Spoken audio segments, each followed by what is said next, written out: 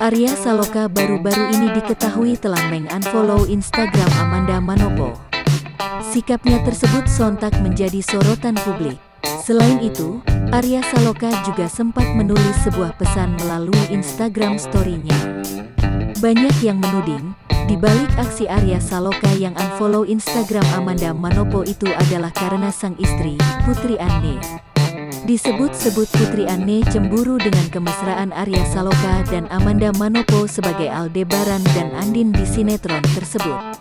Bahkan, Putri Anne sempat memperingatkan agar Arya Saloka ingat sudah memiliki istri dan anak. Kini, tiba-tiba Arya Saloka meng-unfollow Instagram Amanda Manopo dan mengganti foto profilnya. Meski begitu, di laman feed Instagramnya, Arya Saloka masih terlihat mengunggah foto dan video bersama Amanda Manopo.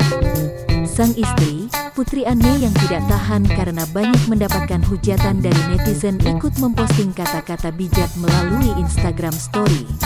Ibadah bulan Ramadan kali ini Masya Allah. Yang doain jelek-jelek banyak banget. IG error, kenapa yang disalahin gue, tulis Putri Anne.